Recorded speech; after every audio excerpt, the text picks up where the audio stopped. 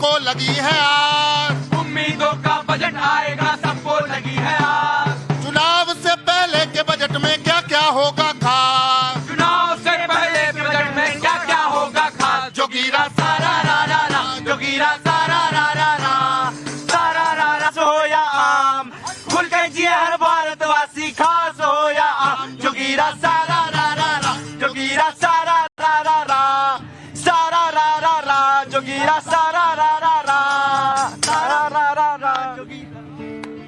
नमस्कार, आपके साथ मैं हूं विद्यानाथ झा, धरती पुत्र आप देख रहे हैं। एक बार फिर से आपका बहुत बहुत स्वागत है। हमारे साथ यहाँ पर बहुत सारे धरती पुत्र और पुत्रियां मौजूद हैं। आप लोग जरा जोरदार ताली बजाइए अपने लिए ही, क्योंकि कार्यक्रम की शुरुआत तो आप लोगों से ही होती है। इसलिए मैं कहता हूं कि आप लोग एक बार जब ताली बजाएंगे तो जोश भर जाएगा। और आज पता है बात क्या कर रहे हैं हम लोग। देखिए, दरअसल बजट का दिन है कल क्या मिलने वाला है, पैसा कितना निकलने वाला है जेब से और कितना डलने वाला है, ये आपको पता चल जाएगा। लेकिन उससे पहले आज की जो शाम है बहुत महत्वपूर्ण है, क्योंकि प्रधानमंत्री ने कहा है कि देखिए, इस बजट पर सिर्फ हिंदुस्तान की नजर नहीं है, दुनिया भर की नजर है। और दुनिया भर की नजर इसलिए है क्योंकि आने वाले वक्त में आर्थिक मंदी का दौर आ सकता है, ऐसा लग रहा है। दुनिया भर में इस बात की आशंका है, लेकिन उससे पहले भारत जिस तरीके से आगे बढ़ रहा है उसे दुनिया भर के लोग देख रहे हैं। इन्वेस्टर्स इंतजार कर रहे हैं कि कब उन्हें मौका मिले वो हिंदुस्तान में आकर इन्वेस्ट कर ले। और चाइना नहीं, अब हिंदुस्तान जो है एक तरीके से प्रोडक्शन हब बनता जा रहा है धीरे धीरे। इसलिए ये बजट बहुत खास है। लेकिन इस बजट में खासियत तो ये भी है कि ये इस सरकार का आखिरी पूर्ण बजट है, आखिरी पूर्ण बजट है। इसके बाद एक बजट होगा, लेकिन वो पूर्ण बजट नहीं होगा। इसीलिए कहा जा रहा है कि इस बजट में आने वाले चुनाव को लेकर भी बहुत सारी चीजें हो सकती हैं,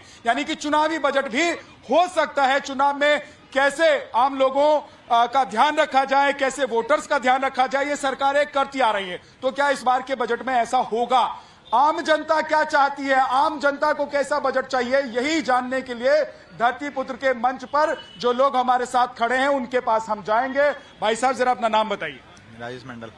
हैं? जोर से बताइए जरा। राजेश मंडल। राजेश मंडल जी, क्या बात है, ताली बजाओ भाई साहब राजेश मंडल जी के लिए। मंडल जी, क्या चाहिए आपको बजट में? हमें तो हर चीज सस्ता चाहिए जो गरीब को गुजारा हो जाए, गरीबों का गुजारा हो जाए। हर चीज सस्ता चाहिए। क्या क्या सस्ता चाहिए बताइए। जो हमारे रेगुलर चल रहे हैं। हाँ। राशन का।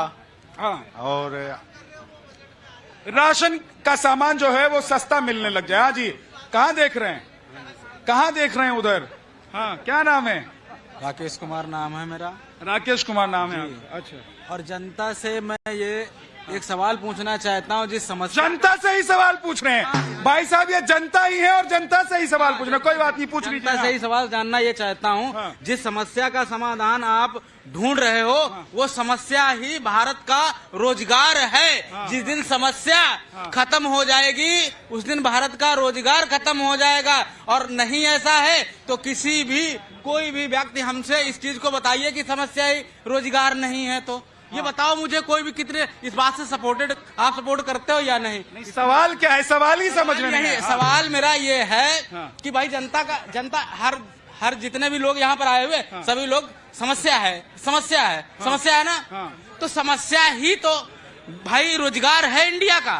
रोजगार है इंडिया का, समस्या ही रोजगार इंडिया का। समझ में तो नहीं आया, लेकिन भाई साहब अपना नाम बताएं। हाँ। मेरा कहना है, सरकार से मांग है कि 30,000 रुपए तक कमाने वाले बंदे को सबको ESI में रखा जाए।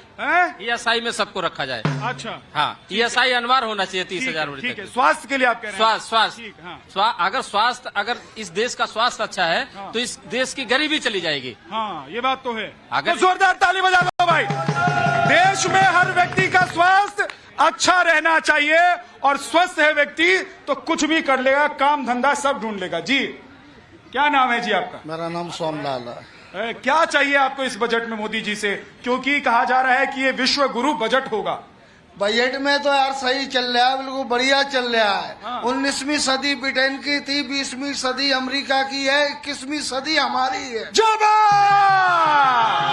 तो इसमें कोई दो राय नहीं है कि 21वीं सदी हमारी है। लेकिन भाई साहब नमस्कार, क्या नाम है? अवधेश शर्मा। अवधेश शर्मा जी। शर्मा जी बहुत बढ़िया। आप देखिए चंदन वंदन मंदिर गए होंगे, आज मंगलवार का दिन है, हनुमान मंदिर बगल में, तो वहां गए होंगे, तो आपने पूजा पाठ कर लिया।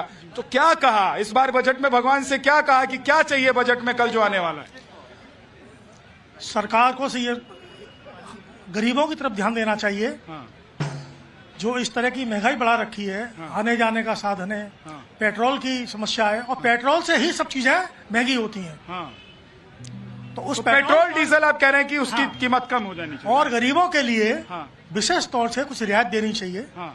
जिससे कि समाज का वर्गीकरण हो और समाज स्थिर रहे। हाँ। ठीक है, ठीक है। देखिए हमारे साथ कुछ धरती पुत्रियां भी हैं यहाँ पर, उनसे भी बात करते हैं। क्या नाम है आपका? नीलम मंडरा। नीलम, आपको क्या चाहिए इस बजट में? सर ऐसा बजट बनना चाहिए जिसमें सारे लोगों का भला हो। सब मतलब जितने भी मिडिल क्लास लोग हो उनको देखकर ऐसा कुछ बजट बनाया जाए जो वो उनके लिए हेल्पफुल हो, और वो जिनकी जितनी सैलरी हो उसके अकॉर्डिंग वो मतलब उनके लिए बजट, उनका घर चल जाए, जितनी सैलरी हो उतने में घर चल जाए। क्या कह रहे हैं बताइए? मतलब इन्फ्लेशन कंट्रोल होना चाहिए सबसे पहले। बजट जैसे लास्ट टाइम हम देख रहे थे कि बजट आने वाला है, बट सेटिस्फाइंग नहीं था। बट इस बार एक्सपेक्टेशन है कि पिछली बार से कुछ सीखा हो सरकार ने, तो अब चाह रहे हैं जैसे अब एलपीजी और सिलेंडर्स काफी महंगे हो रहे हैं और बजट में नहीं आ रहा है, सीरियसली अब बजट में नहीं आ रहा है, बट वही कंट्रोल चाह रहे हैं कि पेट्रोल में हो, सिलेंडर में हो, ये सब चीजें बेसिक चीजें हैं जो। देखिए माता जी आ गई हैं आगे निकलकर, क्योंकि इस बजट का सीधा कनेक्शन होता है रसोई से। तो इस बार रसोई में क्या क्या आपको लग रहा है कि इस बजट में कम ज्यादा कीमत हो, टैक्स कम हो ज्यादा हो तो रसोई में सहूलियत हो जाएगी? सबसे बड़ी सहूलियत तो होगी हम गृहिणियों के लिए सिलेंडर बहुत महंगे हो गए हैं। सिलेंडर पहले 300 में मिलते थे और अभी 1000 प्लस हो गया सिलेंडर का दाम। और बहुत तरह के महंगी चीजें हो गई, जैसे दाल हो, चावल हो, आटा हो, तो गृहिणियों को बहुत परेशानी हो रही है। महंगाई कम होनी चाहिए, महंगाई कैसे कम हो इस पर सोचना चाहिए, समझना चाहिए। जी भाई साहब बताइए। इस बजट में मैं सरकार से ये उम्मीद करता हूँ कि लोअर मिडिल क्लास का ध्यान रखा जाए, क्योंकि महंगाई तो बढ़ रही है, लेकिन पिछले कई बजटों से हम देखते हैं आशा भरी निगाहों से कि बजट में जो टैक्स स्लैब है, मिनिमम टैक्स स्लैब 5 लाख से लेकर 8 लाख तक होगा, लेकिन ऐसा कुछ हो नहीं रहा है।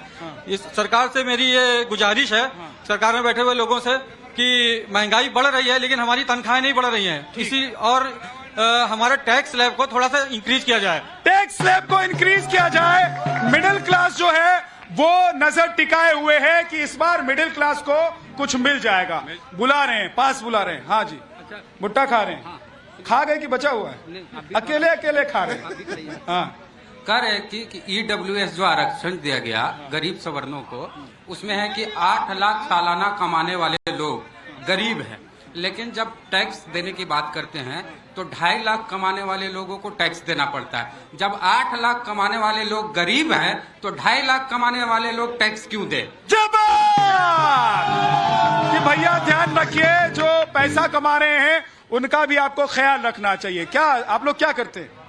जॉब करते हैं। जॉब करते हैं। तो कल बजट है, क्या लगता है क्या सस्ता क्या महंगा होना चाहिए? क्या उम्मीद है आप लोगों की? लोगों को अच्छी मतलब शिक्षा मिलनी चाहिए, अच्छी जॉब मिलनी चाहिए लोगों के लिए, और जो लोगों का मतलब जैसे बजट अच्छा होना चाहिए। हाँ, तो ये कह रहे हैं कि शिक्षा पर ध्यान देना चाहिए, रोजगार लोगों को मिले इस पर ध्यान देना चाहिए। आप लोगों के पास मैं आता हूं, लेकिन सबसे पहले देखिए हमारे जो मेहमान हैं उनसे आपका परिचय करवा देता हूं। अजय शेरावत जी हैं बीजेपी से हमारे साथ, आकाश जिंदल जी हैं हमारे साथ, इकोनॉमिस्ट हैं, और इसके साथ ही साथ हमारे साथ हैं ग्रुप कैप्टन यूके देवनाथ जी, बहुत बहुत स्वागत है आपका। रितु चौधरी कांग्रेस से हैं, और हमारे साथ दुष्यंत नागर जी हैं, बहुत बहुत स्वागत है दुष्यंत जी आपका। सर मैं आपके पास आऊंगा क्योंकि इन सबका जो निचोड़ होगा ना वो आपके पास ही होगा। आप ही बताएंगे कि भाई साहब ये नेता लोग जो बात कर रहे हैं इन बातों में दम है भी या नहीं है।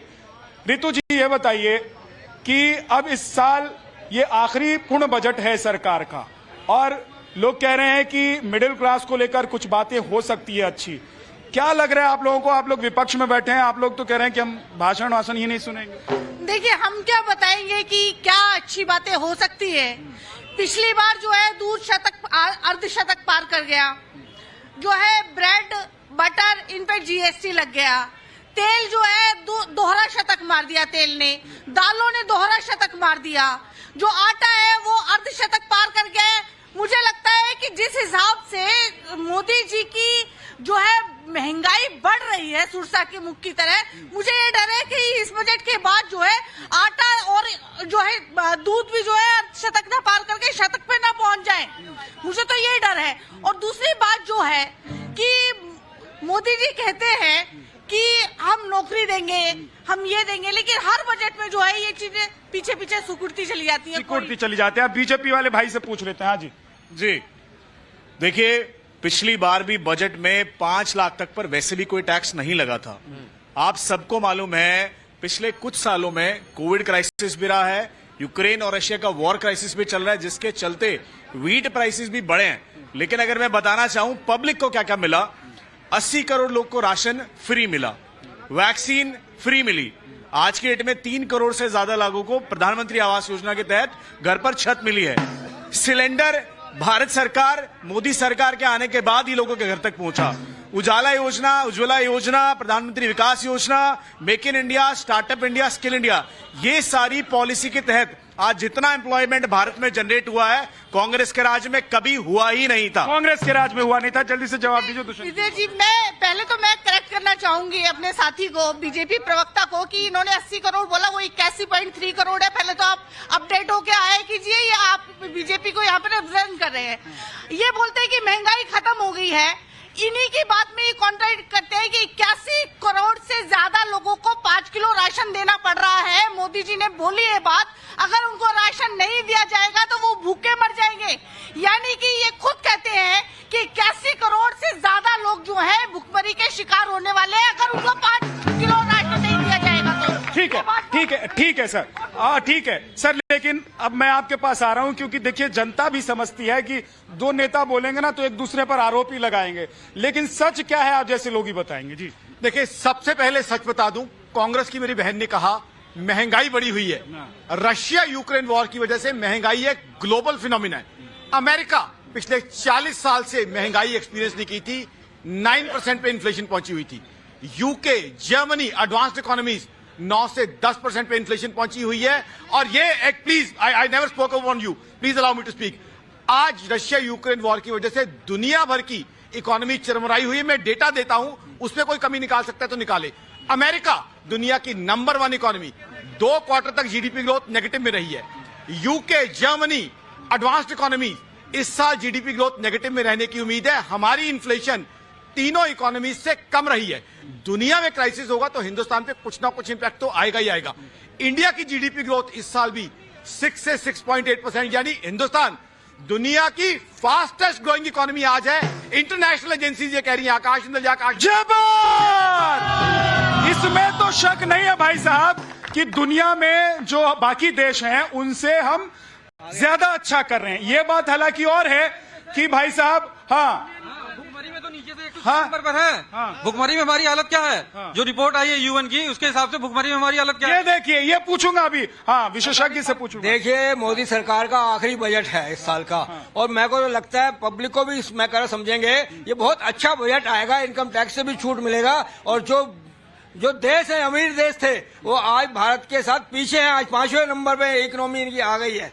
ठीक है, देखिए ये पूरा मुझे लग रहा है कि एक परिवार है ना। देखिए बच्चा भी है, पिताजी भी हैं, माताजी भी हैं, मैं गलत नहीं हूं तो यही है। हाँ, सही। मैं सही हूं। अब ये बताइए कि बजट कैसा हो तो सही लगेगा आप लोगों को? बच्चा भी है आपके साथ, पति भी हैं, घर भी आप चलाती होंगी। हाँ, बस महंगाई थोड़ी कम बढ़े। हाँ।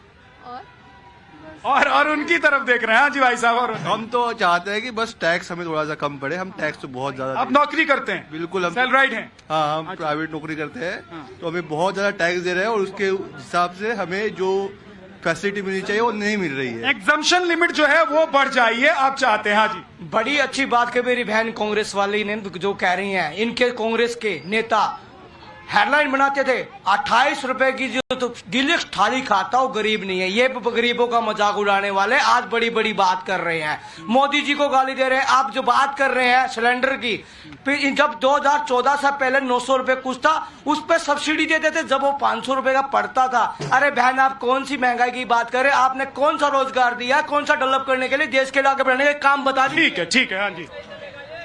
नथिंग। कोई उम्मीद नहीं है, या उम्मीद इतनी, हाँ उम्मीदों पर खरी उतरी है सरकार की, आपको कुछ कहना ही नहीं है।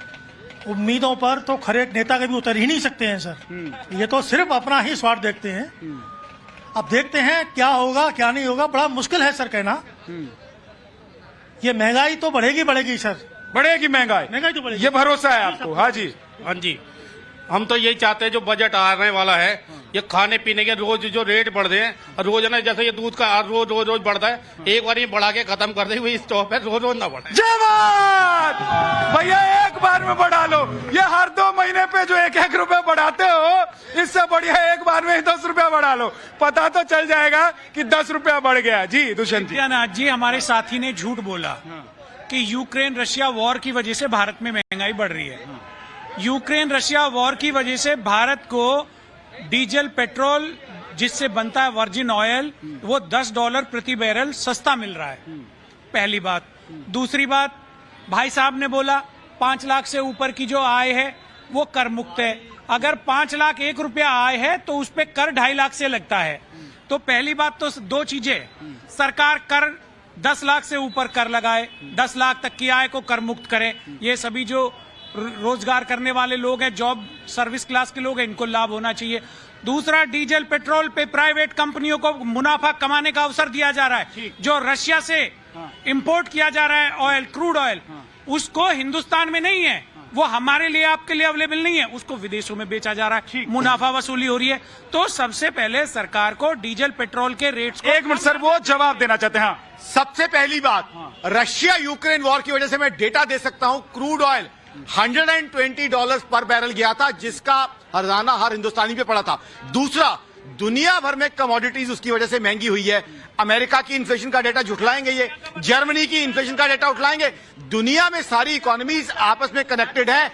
खाने का तेल 55% के आसपास हम इंपोर्ट करते हैं, खाने का तेल महंगा हुआ। क्रूड ऑयल का रेट मैं अभी इनको निकाल के दिखाता हूं कैसे डिस्प्यूट कर सकते हैं। ग्लोबली सारी दुनिया में हाहाकार मचा हुआ है। अमेरिका और जर्मनी पिछले 40 साल से इन्फ्लेशन नहीं एक्सपीरियंस की थी। आज एक चीज और बता दूं, आज हम 5th लार्जेस्ट इकोनॉमी है। ग्लोबल एजेंसीज कह रही है 2027 में 3rd लार्जेस्ट इकोनॉमी बनेंगे और 2035 में $10 ट्रिलियन इकोनॉमी हिंदुस्तान बनने वाला है। आकाश जिंदल नहीं कह रहा, ग्लोबल रिसर्च एजेंसीज कह रही है। तो हिंदुस्तान आगे बढ़ेगा, तो ये तो हमारे लिए खुशी की बात होनी चाहिए। भैया आगे आइए, पीछे से हाथ उठा रहे हैं आप, बताइए। मैं तो ये कह रहा था कि जिसको यहाँ पे महंगाई लग रही है वो पाकिस्तान से और श्रीलंका से खान पान का सामान मंगवाया जाए। भाई साहब का सवाल का जवाब है मेरा। कह रहे भाई साहब कि जिसको यहाँ महंगाई लग रही है वो पाकिस्तान को एक बार जरा देख ले। तो जब हिंदुस्तान में महंगाई है, लेकिन वो कह रहे हैं कि भाई साहब बाकी देशों को देख लीजिए और अपने ही पड़ोसी मुल्क पाकिस्तान को देख लीजिए। आपके पास आता हूं, लेकिन उससे पहले रितु जी। हाँ, जब भी भाजपाइयों से पूछोगे कि महंगाई क्यों है, बेरोजगारी क्यों है, इतना रेट क्यों बढ़ गया, तो ये चले जाएंगे अमेरिका पे, रूस पे, चाइना पे। इनके पास बात नहीं है, ये टोटल जो है ग्लोबल बातें करना शुरू कर देते हैं। अरे आप ये बताइए कि जो रशिया से जो क्रूड ऑयल आया था 30 रुपए, वो जाके अभी तो 1 रुपया भी आपने पेट्रोल पे बढ़ाया नहीं, वो तो पेट्रोल के दाम बढ़ते चले गए। ठीक है, ये अच्छा एक सवाल है। ये कह रहे हैं कि देखिए एक पब्लिक परसेप्शन भी है कि रूस से आपने सस्ता जब क्रूड ऑयल खरीदा तो उसको कहां भेज दिया। सर मैं आपके पास आता हूं, लेकिन सर मैं ये भी जानना चाहता हूं कि दुनिया भर में इस वक्त देखिए, मैं तो यूक्रेन होकर आया हूं, वहां पर लंबे वक्त तक मैं रहकर आया हूं और यूरोप के कई देशों में होकर आया हूं। मैंने देखा है कि जो छोटे छोटे देश हैं जहां पर हथियार खरीदने की जरूरत नहीं पड़ती थी, वो देश अब हथियार खरीद रहे हैं, यानी कि उनका रक्षा बजट बढ़ गया। हमारा रक्षा बजट कैसा है? देखिए, मैं भारत सरकार से उम्मीद करता हूं कि इस बार रक्षा बजट में ऐसा बजट पेश होगा जिसमें कि डिफेंस बजट दुनिया के शीर्षतम देशों में से एक होगा। भारत जो है पिछले कुछ सालों में ऑलरेडी दुनिया की 3री महान मिलिट्री शक्ति बन गई है। हम अब रूस से भी आगे हैं। आज की तारीख में हमारी मिलिट्री की पावर जो है इंग्लैंड और फ्रांस से ज्यादा है। लेकिन मैं दर्शकों को बताना चाहता हूं कि हमारे देश में मेक इन इंडिया के तहत बहुत बड़ी कामयाबी हासिल हुई है। आज की तारीख में हम भारत में टैंक, तोप, एक से एक बढ़िया फाइटर विमान बना रहे हैं, मिसाइलें भारत में बना रहे हैं। लेकिन हमें ये नहीं भूलना चाहिए कि हमारा असली दुश्मन पाकिस्तान नहीं है, असली दुश्मन चीन है।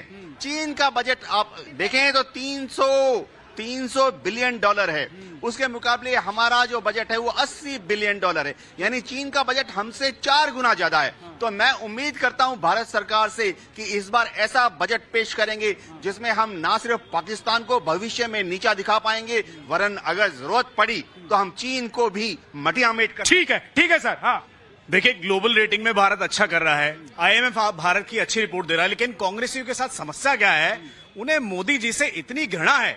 वो जिस रोड पे कन्याकुमारी से लेकर कश्मीर तक जाते हैं, वो रोड भी भारत सरकार की मोदी सरकार में बनी है। इनके टाइम पे तो टूटी हुई रोड हुआ करती थी। लाल चौक पे जाके जहां झंडा फहराते हैं, वहां शांति बहाल करने का काम भी मोदी सरकार ने किया है, जहां राहुल गांधी आज फख्र से झंडा भी फहराते हैं और तिरंगे को सलाम भी करते हैं। लेकिन मैं आपको कहना चाहता हूं, ये मजाल कांग्रेसियों की, इन्हें पता नहीं मोदी जी से क्या करना है। आज सोचिए, हमारे पास पोर्ट जितने हुआ करते थे डबल हो गए हैं, एयरपोर्ट डबल हो गए हैं, रोड इंफ्रास्ट्रक्चर डबल हो गया है। अब 1400 किलोमीटर का, सुनिए मेरी बात, अब आप मेरी बात सुनिए, 1400 किलोमीटर का मुंबई एक्सप्रेस से खुलेगा, 1400 किलोमीटर का मुंबई एक्सप्रेस से खुलेगा, उस पर ये कांग्रेसी अपनी गाड़ी को दौड़ाते हुए ले जाएंगे, लेकिन मोदी जी से घृणा करना बंद नहीं करेंगे।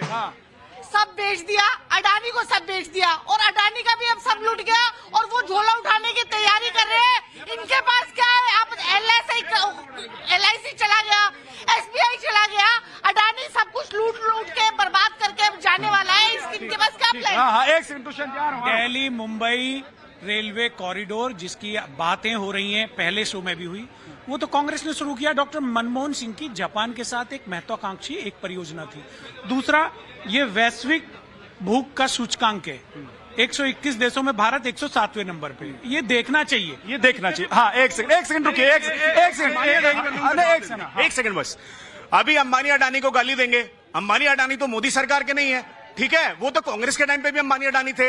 और उसी अडानी से जब अशोक गहलोत 45,000 करोड़ का प्रोजेक्ट राजस्थान में लगवाता है, तब इन कांग्रेसियों के मुंह पे क्या लगाम लग जाती है। लेकिन अपने देश के इंडस्ट्रियलिस्ट को गाली देने का काम कांग्रेस करती है। अगर यही धंधा चाइना करे तो अच्छा, अगर यही धंधा रामदेव जी कर ले तो बुरे, यही धंधा अगर अमेरिका करे तो अच्छा, ठीक है, यही धंधा अडानी करे तो बुरा। सबसे बड़ी बात, अभी बात हो रही थी कि ये बेच दिया वो बेच दिया, जो आने वाला इस साल हिंदुस्तान में कोई बात नहीं कर रहा। इस साल हिंदुस्तान में बहुत बड़ा आयोजन हो रहा है जिसके थ्रू बहुत मेजर FDI आनी है। G20, दुनिया की टॉप कंट्रीज के हेड्स ऑफ स्टेट आने वाले हैं, दुनिया की ग्लोबल कंपनीज के CEO आने वाले हैं, बहुत पैसा आएगा। बात आ रही ठीक है सर, एक ब्रेक के लिए जाना पड़ेगा। ये बात तो सच है कि दुनिया भर के जो इन्वेस्टर्स हैं वो हिंदुस्तान की तरफ देख रहे हैं। उनको लगता है कि इस वक्त हिंदुस्तान पूरी दुनिया में एक ऐसा देश है जहां पर वो अगर इन्वेस्ट करेंगे तो सुरक्षित इन्वेस्टमेंट उनका माना जाएगा। एक छोटे से ब्रेक के लिए हम रुक रहे हैं, फौरन वापस लौटेंगे। आप लोग जो रह गए हैं, जिनका सवाल मैं शामिल नहीं कर पाया हूं, वो आप हमारे साथ रहिएगा, आपके पास मैं लौट कर आऊंगा। लेकिन ब्रेक पर चलते चलते जोगीरा जत्था के पास चलते। विद्या भैया, आपने कहा कि पूरी दुनिया आज भारत को देख रही है, लेकिन इस देश का गरीब आज मोदी जी की तरफ देख रहा है। और अगर महंगाई पर लगाम नहीं लगी तो आने वाले वक्त में हमारे देश की गृहिणियां केवल यही कहेंगी, ओ सखी सैया तो खूब ही कमाते हैं, महंगाई डायन खाए जाते हैं। सखी सैया तो खूब ही कमाते हैं, गाई डायन खाए जाते हैं।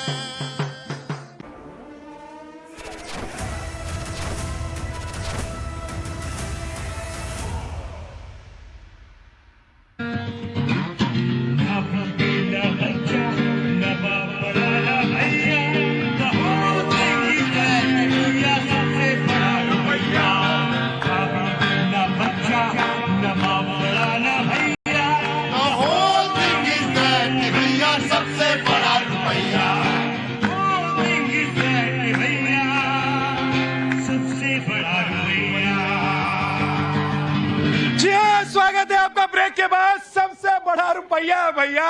और देश कोई भी हो, लोग ये चाहते हैं कि रुपये से, पैसे से जेब भरी रहे। चाहते हैं कि नहीं चाहते हैं? क्या चाहते हैं आप लोग? सर, हम ये चाहते हैं, सबसे पहले तो जो सरकारी टैक्स, इनकम टैक्स लगाया जाता है हमारी तनख्वाह के ऊपर, उसको कम किया जाए। क्योंकि गवर्नमेंट हमें इतना पैसा नहीं देती कि हमारा उससे घर चल सके, उसके ऊपर टैक्स काटा जाता है। दूसरा, टैक्स आप कह रहे हैं कि थोड़ा कम हो जाए? हाँ, टैक्स की बात है। दूसरा, मैं ये चाहता हूँ कि हमारे देश में से जितने भी बेरोजगार हैं, सभी को रोजगार मिले। तीसरी मेरी बात ये है कि खाने पीने की जितनी भी चीजें हैं, चाहे वो कुछ भी हो, उनको सस्ता किया जाए, इलेक्ट्रॉनिक्स आइटम को सस्ता किया जाए, गैस को सस्ता किया जाए। और क्यों सस्ता किया जाए? क्योंकि हमारे जैसे पड़ोसी देश है, कोई भी देश है, जैसे कनाडा ले लो, वहाँ पे सभी चीजें सस्ती हैं। अगर वो कर सकते हैं तो हमारे देश में क्यों नहीं होता? ठीक है, चलिए। एक बात और रह गई आपकी। हाँ, मेरी एक बात और रह गई, वो भी सुन लो। जैसे हम यहाँ पे हॉस्पिटल में जाते हैं, लंबी कतारों में हमें खड़ा होना पड़ता है। विदेशों में जाओ, वहाँ पे आपको एक रूम में बिठा देते हैं, डॉक्टर आपके पास चल के आता, आपसे आपको परेशानी पूछता है। वो कर सकते तो हम क्यों नहीं? तो हमें इसके ऊपर सोचना चाहिए। यहाँ पे मैं देखता हूँ शाम को टीवी लगा के पार्टियां आपस में लड़ती रहती हैं। आपस में पार्टियां खूब लड़ती हैं, लेकिन जब बात हो जनता की, तो जनता क्या कहती है ये सुनना बहुत जरूरी होता है। हाँ। मैं कुछ कहना चाहूंगा। कहिए। महंगाई के ऊपर कहिए ना, अर्ज कीजिए, अर्ज कीजिए भाई साहब, सुनने के लिए हम तैयार हैं। हाँ। दो भाई खड़े थे। हाँ। पहले बोलो जय माता दी। जय माता दी। हाँ। भारत माता की जय हिंद। दो भाई खड़े, एक भाई से पूछ रहा था कि महंगाई बड़ी हो गई मेरे भाई, घर में खर्चा चल नहीं रहा, क्यों नहीं चल रहा? दूसरे भाई ने पूछा सवाल, कहते आपके घर में कितने बच्चे हैं? कहते 9 बच्चे हैं। 8 लड़के 1 लड़की। कह रहे आपकी तनख्वाह कितनी है? कह रहे 15,000। कह रहे किसने कहा था 9 बच्चे करने को? तो महंगाई तो लगेगी, महंगाई तो लगेगी, कहाँ से खर्चा ही नहीं पूरा हो पाएगा। ठीक है, कह रहे हैं कि पॉपुलेशन जो है उसका भी हम लोगों को ध्यान रखना होगा। जी, जब तक देश में जनसंख्या नियंत्रण कानून बिल नहीं आएगा ना, तब तक महंगाई तो खैर इसी तरह रहेगी और बढ़ती रहेगी। सबसे बड़ी मुसीबत आज है जनसंख्या। हम लोग अगर मेट्रो में जाते हैं तो जनसंख्या, वहां पे खड़े होने की भी जगह नहीं है। शौचालय में चले जाते हैं तो वहां पे जगह नहीं मिलती, वहां भी 5 मिनट वेट करना पड़ता है, तब जाके अंदर घुसते हैं शौचालय में। हाँ। ये है जनसंख्या का असर। हाँ, तो जनसंख्या का असर तो है, लेकिन अब जो है उसको बदल तोड़ ना सकते हैं भाई साहब। जो है वो तो रहेगा ही, अब जो है उसी में कैसे काम चलेगा ये देखना होगा। हाँ सर, काम कैसे चलेगा ये तो देखिए, ये तो सत्य है, ये परम सत्य है, आखिरी सत्य है कि 140 करोड़ हैं हम, लेकिन काम तो चलाना होगा। 140 करोड़ है, यही डेमोग्राफिक पावर है हिंदुस्तान की। India is getting younger. वही चाइना की दिक्कत है कि इंडिया के पास यूथ पावर है, इसीलिए इंडिया फास्टेस्ट ग्रोइंग इकोनॉमी है, दुनिया मान रही है। अभी मेरी बहन ने बात की प्राइवेटाइजेशन की, तो प्राइवेटाइजेशन को बता दूं, प्राइवेटाइजेशन दुनिया का दस्तूर है। दुनिया की सबसे सक्सेसफुल इकोनॉमी एक अमेरिका, सब कुछ प्राइवेट सेक्टर के पास है। China second biggest economy, private sector के पास जा रही है। जापान, जर्मनी थर्ड, फोर्थ, मैं इसी पे आ रहा हूं। अब आ जाइए हिंदुस्तान पे। आज हम क्या करेंगे? कनॉट प्लेस आएंगे, प्राइवेट कंपनी का बर्गर खाएंगे, प्राइवेट कंपनी की टी शर्ट खरीदेंगे, प्राइवेट गाड़ी में आएंगे और प्राइवेटाइजेशन को गाली देंगे। ये किस तरह का सिस्टम है? प्राइवेटाइजेशन से देश की ग्रोथ हो रही है और आज की तारीख में फास्टेस्ट ग्रोइंग इकोनॉमी है, दुनिया मान रही है और बाकी राइवल कंट्रीज तो इंडिया से सीख रही है। ठीक है, राहुल गांधी से मेरा आग्रह है, बर्बरी जैसे विदेशी ब्रांड की टी शर्ट ना पहने, खादी का कुर्ता पहने, ताकि यहाँ के लोग को एम्प्लॉयमेंट मिले और पैसा मिले। रही दूसरी बात, कांग्रेस के साथ क्या समस्या है कांग्रेस ही जाने। 60 साल से कहते रहे गरीबी हटाएंगे, गरीबी हटाएंगे, गरीबी हटाएंगे, गरीबी तो हटी नहीं। एक परिवार अमीर हो गया, एक परिवार ने नेशनल हेराल्ड केस में बेल पे बाहर है, एक परिवार है जो करप्शन में लिप्त है, 2G scam, 3G scam, Commonwealth scam, न जाने कितने स्कैम। और तो और छोड़ो, इनका वित्त मंत्री 100 करोड़ की गोभी गमले में उगा देता था। ये वाला हाल कांग्रेस। ठीक है, आपके पास आता हूँ ऋतु, लेकिन इधर देखिए जनता की तरफ से हाथ उठाया। हाँ। सर, मैं बिहार से रहने वाला हूँ। हाँ। बहुत दिनों से सुन चुका हूँ 60 साल 70 साल से कांग्रेस ने क्या किया। हाँ। हम नहीं जानते हैं 2005 के बाद बिहार में बीजेपी और जदयू की सरकार आई। ठीक। पहले हमारी ग्रेजुएशन की पढ़ाई 3 साल में खत्म हो जाती थी। अब बिहार की किसी भी कॉलेज में 5 साल से पहले ग्रेजुएशन की डिग्री नहीं मिलती है। दूसरी बात, बिहार में 2 लाख टीचर की वैकेंसी आई थी, जिसमें 1 लाख टीचर अवैध रूप से हरियाणा और यूपी से बीएड की डिग्री लेकर नौकरी कर रहे हैं। भाजपा जदयू क्या किया? तीसरी सवाल, यहाँ पे कुछ महीने पहले कश्मीरी गेट पे एक हनुमान मंदिर टूट गया था, तो मनोज तिवारी से लेकर बहुत भाजपाई लोग गाली दे रहे थे कि केजरीवाल ने मंदिर तोड़ दिया। पटना का मुख्य जगह है दानापुर सगुना मोड़, दर्जनों मंदिर तोड़ दिए गए भाजपा और नीतीश की गठबंधन सरकार में किसी ने चू तक नहीं बोला। रही बात, एक भैया बोले कि पॉपुलेशन, आज से 5 साल पहले इस देश में जनसंख्या नहीं थी।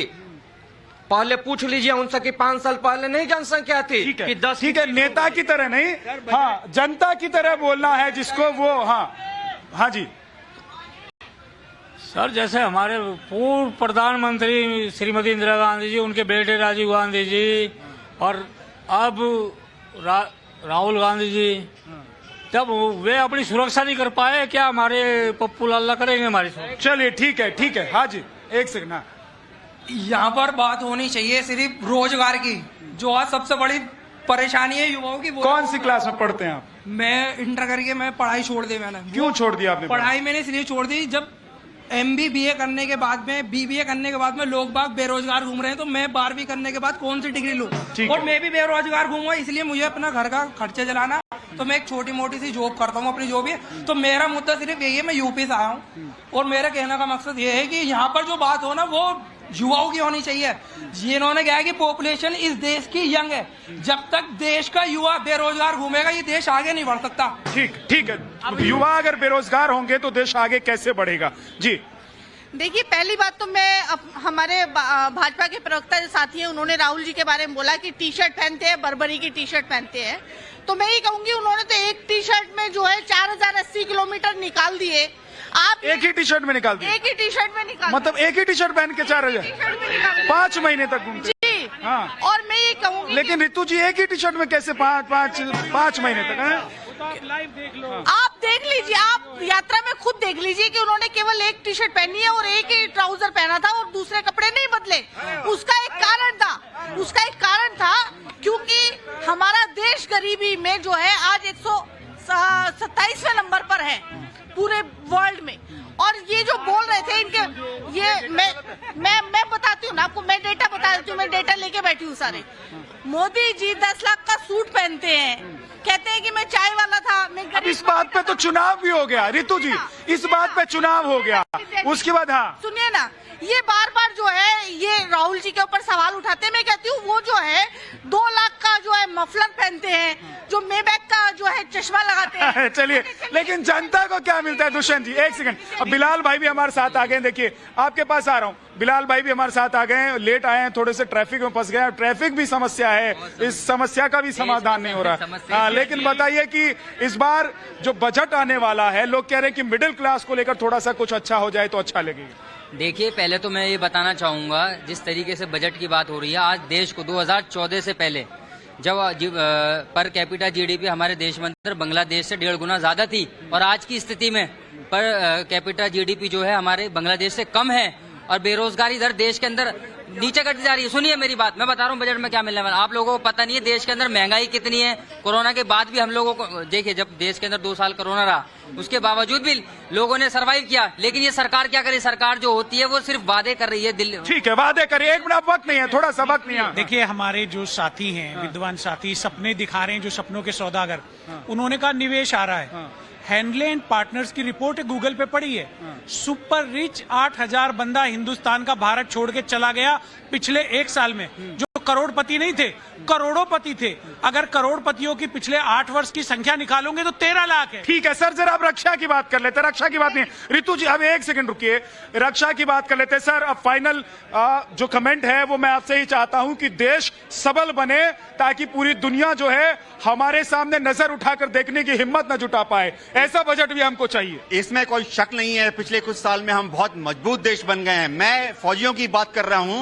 OROP लागू होने के बाद फौजियों में खुशी की लहर छा गई है। एक और चीज जो आपके चैनल के माध्यम से मैं देश की जनता को बताना चाहता हूं कि डिफेंस इंडस्ट्रियल कॉरिडोर बन रहे हैं तमिलनाडु में, उत्तर प्रदेश में, और अब गुजरात में भी बनेगा। इसके साथ ही मेक इंडिया के तहत हर तरह के टैंक तो ठीक है सर, चलिए तो अब इंतजार बहुत है नहीं। बहुत बहुत शुक्रिया आप सभी मेहमानों का हमारे साथ जुड़ने के लिए, और आप सभी भाइयों का भी बहुत बहुत शुक्रिया। आज वक्त इतना ही है, कल फिर मुलाकात होगी, इसी जगह पर फिर मिलेंगे। धरती पुत्र और पुत्रियां अपनी बात कहेंगे।